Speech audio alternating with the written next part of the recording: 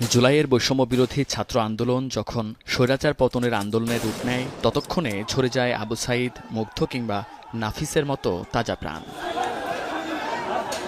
এরপর যখন আন্দোলন হয় অপ্রতিরোধ্য, বাধাহীন, তখন তা দমিয়ে ক্ষমতায় থাকতে নির্বিচারে গুলি চালানোর সিদ্ধান্ত নেয় কর্তৃত্ববাদী শেখ হাসিনা। পুলিশ, আনসার, র্যাব কিংবা বিজিবির বেহিসাবি বুলেটে খালি হয় শত শত মায়ের বুক। তবে ৫ আগস্ট গণঅভ্যুত্থান ও শেখ হাসিনার পালিয়ে যাওয়ার প্রায় ৪.৫ মাসেও অজানা ছিল শহীদের সংখ্যা। শনিবার প্রথম ধাপের খসড়া তালিকা প্রকাশ করল গণঅভ্যুত্থান সংক্রান্ত বিশেষ সেল। তালিকা অনুযায়ী ছাত্র জনতার অভ্যুত্থানে শহীদ হয়েছেন ৮৮৫ জন এবং আহত ১১,৫৫১ জন।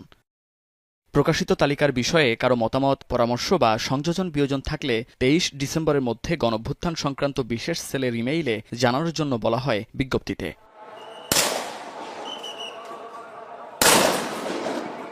জুলাই আগস্টে গণহত্যার অগ্রণী ভূমিকায় শুরুতে নাম আসে পুলিশের। সবচেয়ে আগ্রাসী ভূমিকায় ছিল এই বাহিনী। এজন্য সাবেক আইজিপিকে গ্রেপ্তার করা হলেও পলাতক রয়েছে ঊর্ধ্বতন অনেক কর্মকর্তা। পুলিশকে নিয়ে তাই আলোচনা সমালোচনা এখনও তুঙ্গে। এ নিয়ে বিভিন্ন সময়ে কথা বলেছেন পুলিশের মহাপরিদর্শক বাহারুল আলমও। শনিবার দুপুরে সিলেটে তিনি বলেন, দলীয় স্বার্থে পুলিশকে অপরাধে জড়ানো হয়েছে।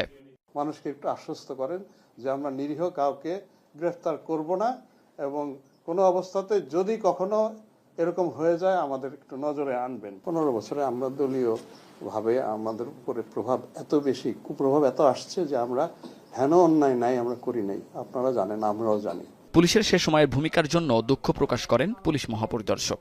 কর্মস্পৃহাটা ফিরিয়ে আনা। মুন্নাফ রশিদ, এখন, ঢাকা। শিয়া বাটার ও ভিটামিন ই সমৃদ্ধ lily glam beauty soap. Lily, always beautiful.